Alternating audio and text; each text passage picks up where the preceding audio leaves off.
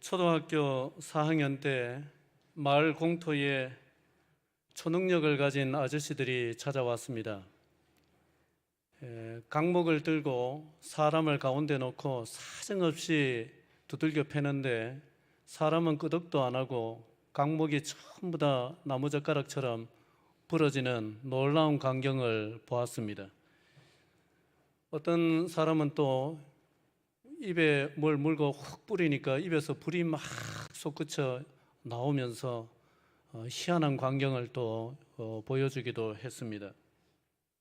태어나서 그런 광경은 처음 봤습니다. 텔레비전에서만 봤던 슈퍼맨이 우리 마을에 찾아왔다, 그렇게 느껴졌습니다.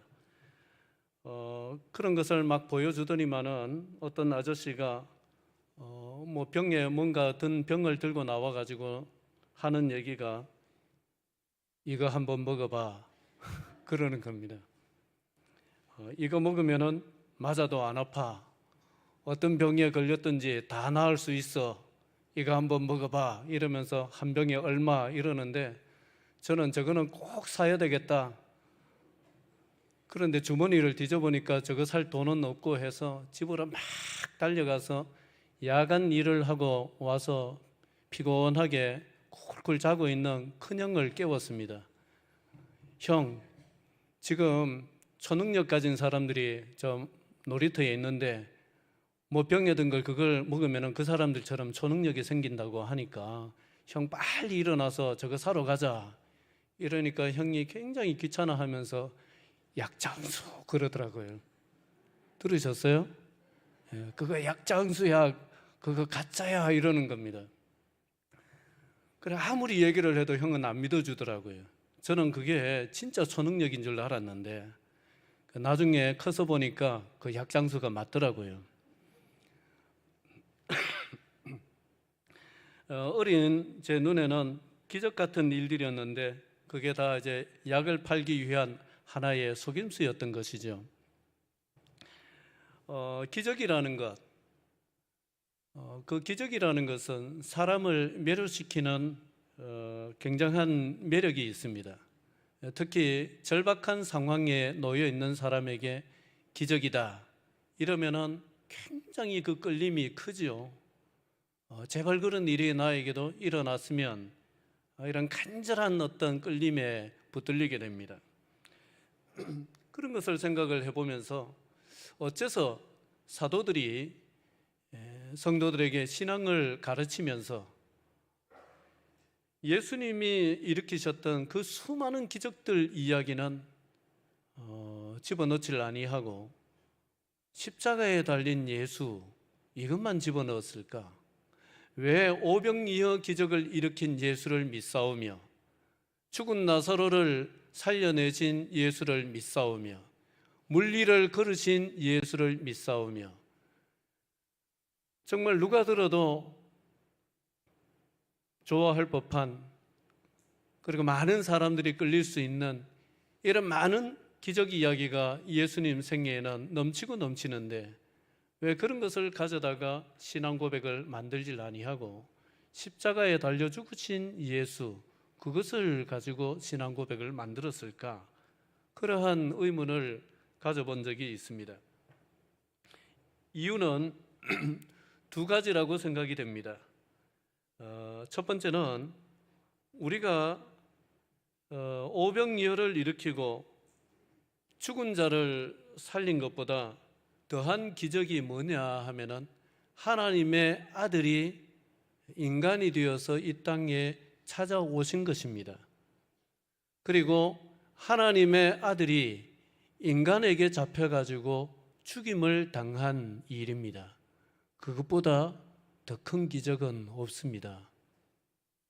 그게 가장 큰 기적입니다. 그리고 두 번째는 우리가 구원받은 것이 오병이어의 그 기적을 통해서 받아 먹었던 그 물고기, 그 떡, 그거 가지고 우리가 구원받은 것이 아닙니다. 나사로가 살아난 그 기적을 보고 우리가 구원받은 것도 아니죠. 우리가 구원받은 것은 하나님의 아들이 십자가에서 비참하게 죽으셨는데 그것이 우리를 대신해서, 나를 대신해서 죽으셨다는 그 사실로 우리는 구원받은 것입니다. 그렇기 때문에 사도들이 신앙을 가르칠 때에, 또 신앙의 고백서를 만들어 갈 때에 교회가 다른 많은 기적 이야기가 아닌 예수 그리스도의 십자가 사건을 정 가운데 두었다는 사실입니다. 오늘은 사도신경 강의 5번째 시간으로 성자에 대한 신앙 고백 중에서 본디오 빌라도에게 고난을 받으사 십자가에 죽으시고, 이 대목을 생각을 해보겠습니다. 같이 한번 해볼까요? 본디오 빌라도에게 고난을 받으사 십자가에 죽으시고. 우리가 이 신앙 고백을 할 때마다 항상 누구의 이름을 거명을 합니다. 그 본디오 빌라도죠. 그 본디오 빌라도는 오고 오는 세대에 항상 좋지 못한 이름으로 언급이 되고 있습니다. 이게 무슨 의미일까? 교회의 역사가 흘러가면서 시간이 지나자 교회 안팎으로는 예수님 그거 진짜 있었던 거 맞아? 사람들이 꾸며낸 거 아니야? 진짜 역사 속에 있었던 인물이야? 허구적인 인물이 아닐까? 이러한 생각들이 굉장히 많이 생겨났습니다. 그래서 교회는 예수님이 본디오 빌라도가 총독으로 통치하던 그 당시 팔레스타인 지역에 실제로 계셨었고, 그 본디오 빌라도가 통치하던 그 당시에 십자가에서 사형으로 죽으셨다, 이것을 명시하기로 하였습니다. 그래서 본디오 빌라도에게 고난을 받으사라는 말은 본디오 빌라도가 예수님을 잡아 죽인 사람이다, 본디오 빌라도에게 모든 책임을 증거하고자 하는 문구가 아니라 본디오 빌라도 치하에서 통치하던 바로 그 시대에 예수님이 실존했던 인물이었다라는 것을 명시하는 역사성을 가진 문구입니다. 재미난 것은 오랫동안 사람들은 본디오 빌라도라는 인물이, 이 인물 또한 실존했던 인물이 아니라 사람들이 예수님의 십자가 죽음을 더 극적으로 미화하기 위해서 만들어낸 가공의 인물이다, 이렇게 생각을 해드렸습니다.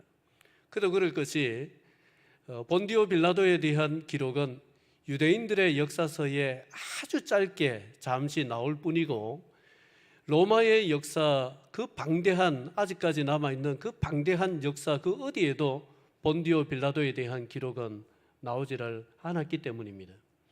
그러다가 1961년도에 예수님 당시에 로마 총독부가 예루살렘에 있었던 것이 아니라 해안 지역에 그 가이사라라는 도시에 있었는데, 그 가이사라를 대대적으로 고고학적으로 발굴을 하다가 어떤 원형 경기장, 예수님 당시에 건설했던 원형 경기장을 발굴을 하게 되었습니다.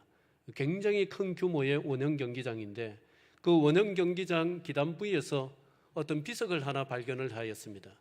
그 비석에 뭐라고 적혀 있느냐 하면은, 저 비석 그림을 아주 친절하게 찾아서 화면에 띄워주셨는데요. 높이가 한 82cm, 폭이 한 65cm 되는 그러한 돌 비석인데, 지금으로 치면은 머릿돌이라고 보시면 되겠습니다. 저기에 티베리우스 황제를 위한 사원을 유대 총독 본디오 빌라도, 원 발음은 폰티우스 필라투스입니다. 폰티우스 필라투스가 세워서 헌정했다라는 그 글귀가 새겨져 있는 이 비석을 발견을 하였습니다. 이 비석을 발견함으로써 본디오 빌라도는 기독교인들이 예수님의 십자가 사건을 미화시키기 위해서 꾸며낸 가공의 인물이 아니라 그 당시 2000년 전 실존했던 유대의 총독으로 거기에 재임했던 실존 인물이라는 사실이 만천하에 드러나게 되었습니다. 그러므로서 복음서에 나오는 예수님의 그 십자가 사건이 실제 있었던 사건이라는 것 또한 입증이 되었습니다. 우리는 기독교인으로서 이런 역사적인 발굴 이야기를 들으면 왠지 모르게 굉장히 기분이 좋고 뿌듯하고 그렇습니다. 그런데 우리가 조금 더 생각을 해보면요, 우리는 보고 믿는 사람들이 아니라 우리는 애당초 보지 않고 믿는 사람들입니다. 우리는 예수님 이후 2000년 이후를 살고 있는 사람임에도 불구하고, 우리는 한 번도 예수를 본 적이 없음에도 불구하고 우리는 예수를 믿는데 아무런 지장이 없이 지금까지 살아왔습니다. 저러한 비석이 발견되든 되지 않든 우리에게 예수님은 실제고 우리에게 빌라도도 실제입니다. 우리는 이 예수님을 믿는데 어떤 예수님을 믿느냐? 오늘 그 사도신경 신앙 고백에 따르면 십자가에 못 박혀 죽으신 예수를 믿습니다. 너무 당연한 얘기죠. 이게 어떤 의미를 가지느냐? 자, 먼저 26절 본문을 같이 읽겠습니다. 자, 26절입니다. 시작. 이에 바라바는 그들에게 놓아주고 예수는 채찍질하고 십자가에 못 박히게 넘겨주니라. 아멘. 오늘날 그 선진국으로 분류되는 나라들은 사형 제도를 점차적으로 폐지를 합니다. 우리나라도 사형을 집행하지 않은 지가 꽤 오래된, 사실상 사형이 폐지된 국가로 분류가 되고 있습니다.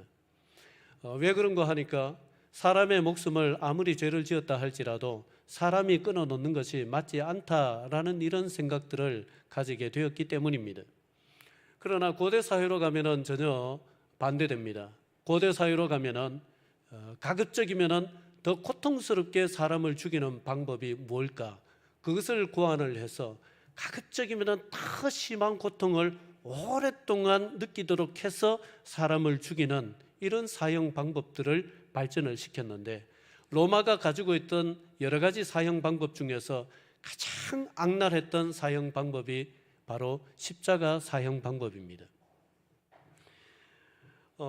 이 십자가 사형 방법은 우리가 그저 사람을 십자가에 못 박아서 매달아서 죽이는 것으로만 알고 있는데, 그 전 단계가 있습니다. 십자가에 못 박기 전에 오늘 우리가 읽은 26절에 나오듯이 뭘 먼저 가하느냐 하면은 채찍을 먼저 가합니다. 예수님도 유대의 법대로서 40에 하나 감한 매 39대죠.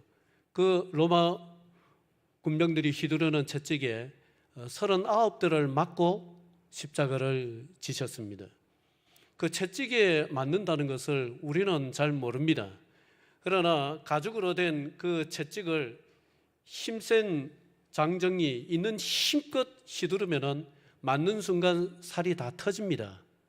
그냥 아픈 정도가 아니라 살이 그냥 다 맞는 순간에 채찍이 지나간 자리는 살이 다 터지게 되어 있습니다.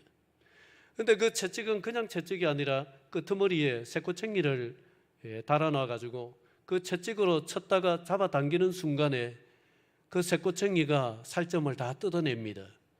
그렇게 한두 대가 아니라 39대를 맞으면 온 몸이 다 터져서 선혈이 낭자하고 살점이란 살점은 거의 다 뜯겨 나와서 군데군데 뼈가, 허연 뼈가, 붉은 피로 물든 그 뼈가 드러나는 이러한 몰골이 되고 말지요.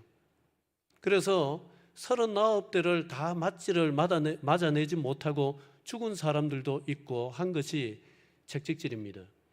예수님은 그 채찍질을 당하고 난 뒤에라야 십자가를 지셨습니다. 얼마나 그것이 힘들었으면은 33살 정도면은 아무리 무겁다 하더라도 그 나무 토막 그거 못 짊어지고 가겠습니까? 그러나 예수님은 다 가지를 못하고 쓰러지셨죠. 그래서 구레네 시몬이라는 사람이 대신 그것을 짊어지고 가야 될 정도로 예수님은 이미 골고다에 이르기 이전에 그 채찍질만으로 예수님은 거의 초죽음 상태, 거의 반은 죽은 상태가 되었던 것입니다. 그렇게 사람을 39대를 때리고 나무에다가 생사람 살에다가 못을 박아가지고 세우면은 그 하중이 실리면서 터져나왔던 찢겨진 그 모든 그 상처로 피가 쏟아지기를 시작을 합니다.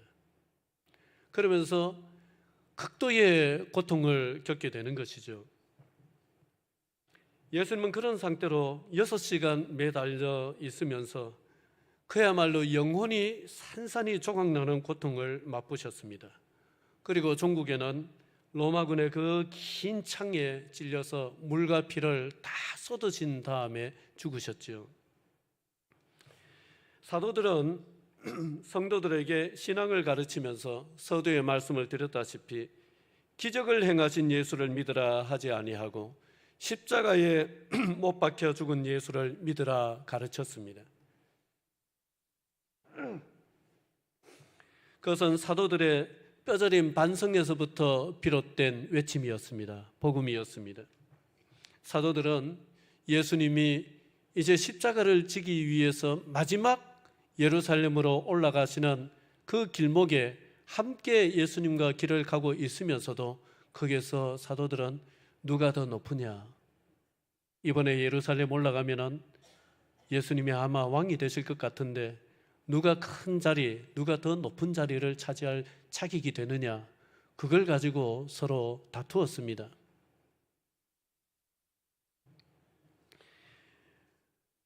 그들은 예수님을 따르는 이유가 예수님 덕에 높은 자리를 차지하고 팔자를 고치고자 함이었습니다. 그들이 예수님을 쫓았던 이유가 바로 그것이었습니다. 그런 제자들을 향해서 주님이 요한복음 14장 9절에 보면 마지막 만찬석상에서 이래 말씀을 하십니다. 내가 이렇게 오래 너희와 함께 있으되 내가 나를 알지 못하느냐. 내가 이렇게 너희와 함께 오래 동고동락을 했다마는 사실 너희들이 나를 모르는구나. 그러한 말씀이었습니다. 제자들은 사실 예수님과 동고동락을 했었지만은 예수님을 모르는 사람들이었습니다. 그저 자기 소원을 들어줄 예수라는 콩깍지에 눈이 멀어가지고는 자기가 보고 싶은 예수만 보는 것이죠.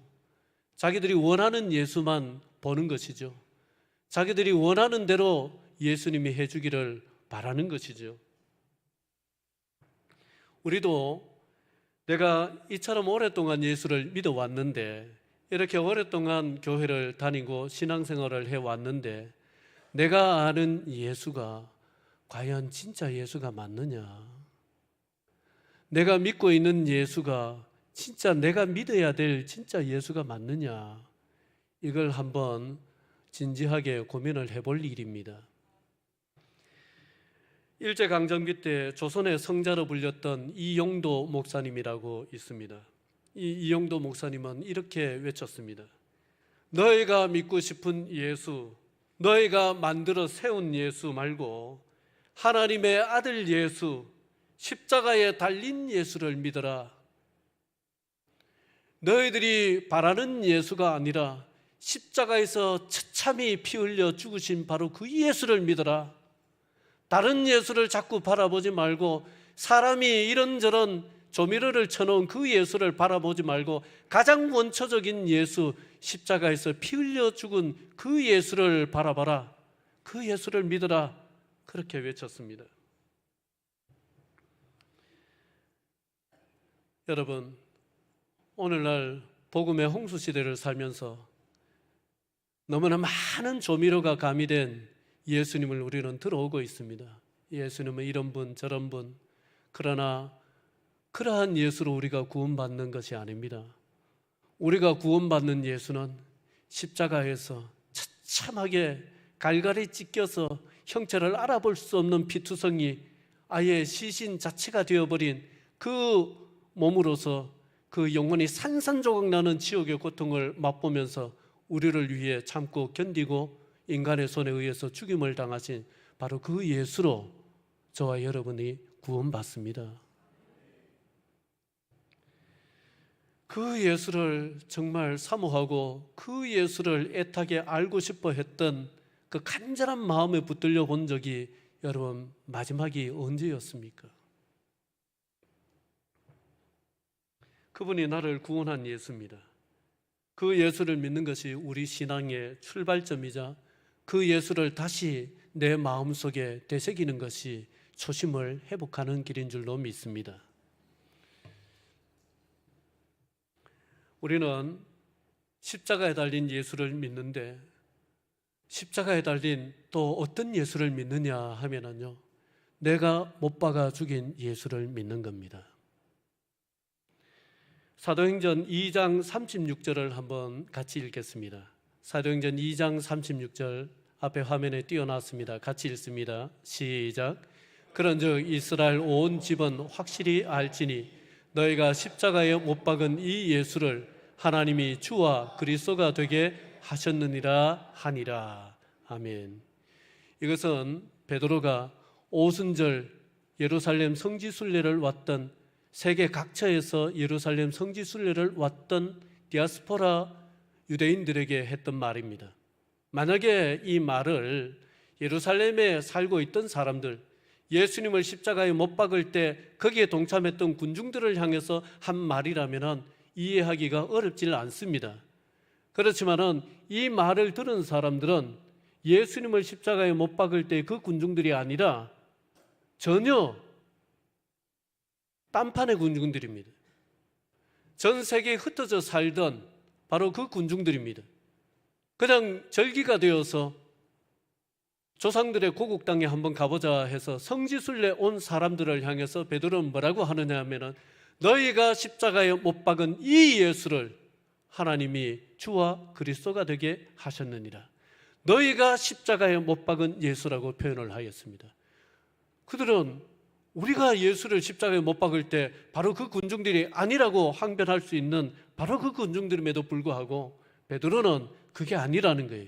너희가 십자가에 못 박았다, 이렇게 얘기를 하는 것입니다.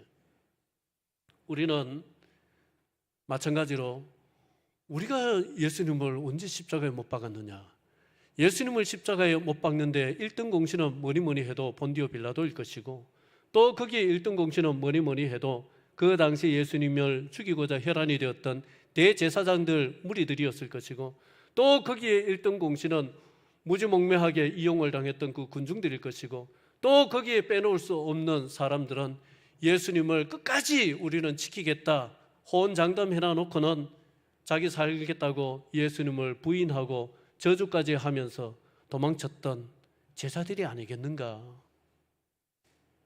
예수님이 우리 죄를 위해서 죽으신 것은 맞지만은 내가 예수를 언제 십자가에 못 박았느냐. 우리 또한 베드로의 말을 들었던 그 디아스포라 유대인들처럼 그렇게 항변할 수 있을는지 모르겠습니다. 그러나 그렇지 않습니다.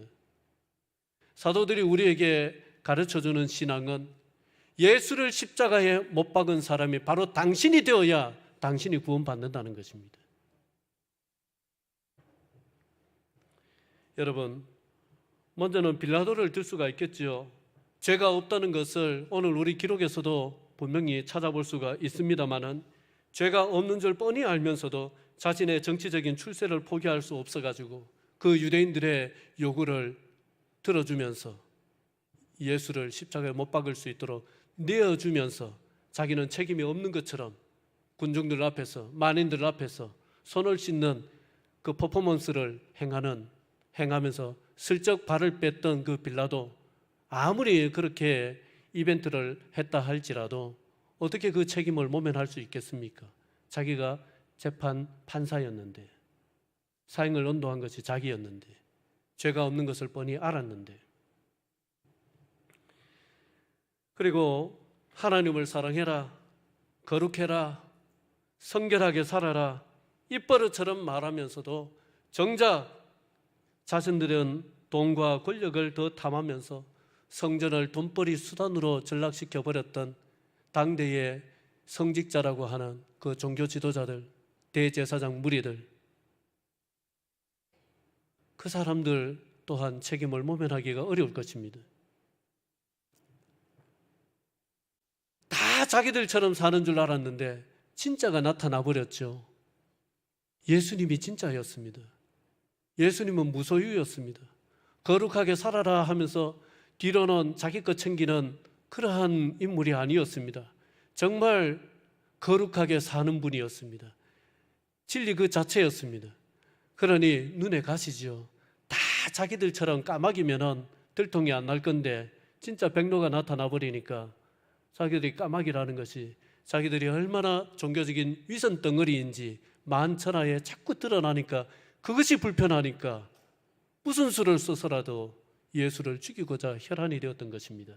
그래서 결국은 군중들을 동원을 해서 재판장인 빌라도에게 압박을 가해서 사형을 언도하도록 그렇게 만든 장본인들, 그것이 종교 지도자들, 대제사장들이었습니다.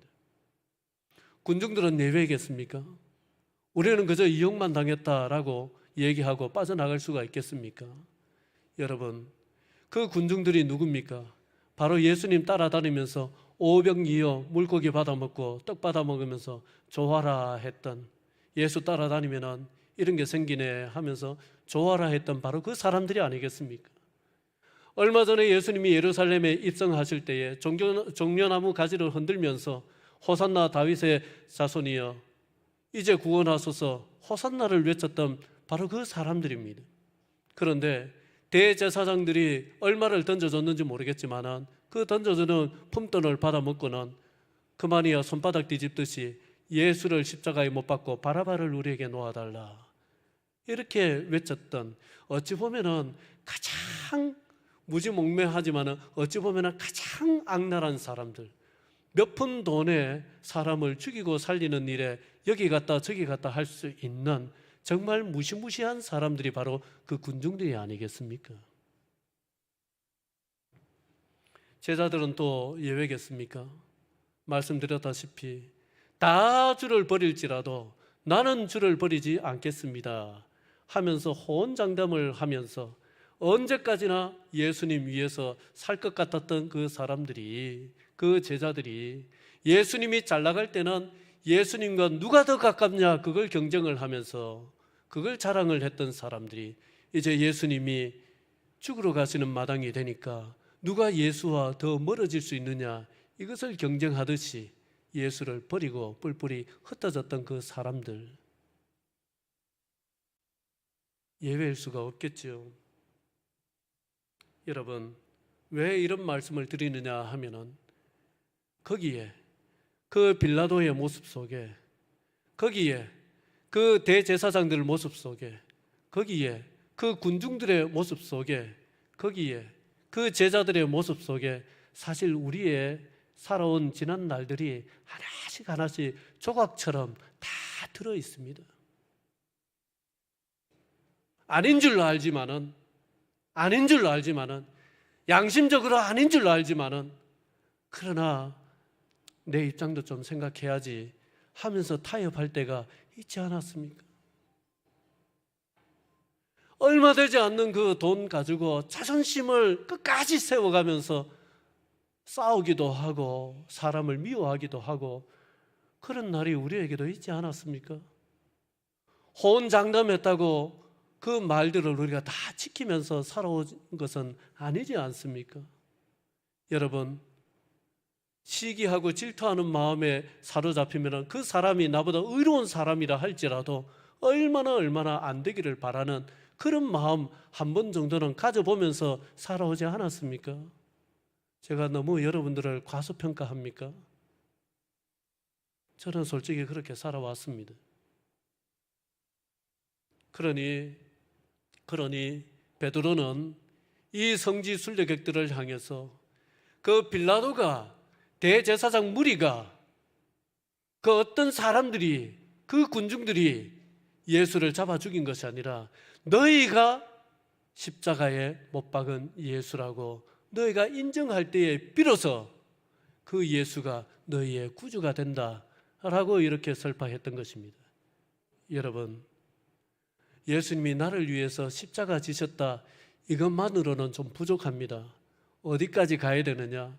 예수를 십자가에 못 박은 그 빌라도에게, 그 대제사장 무리들에게, 그 무지몽매했던 그러나 또 한편 악랄했던 악했던 군중들에게, 그리고 또 그 제자들에게 내 모습이 있다는 것을 인정을 하면서 내가 예수를 십자가에 못 박은 장본인이라는 이 고백에 이를 때에 우리가 예수의 십자가를 제대로 믿는 것인 줄 믿습니다. 믿어야 할 십자가가 있다면 져야 할 십자가가 있습니다.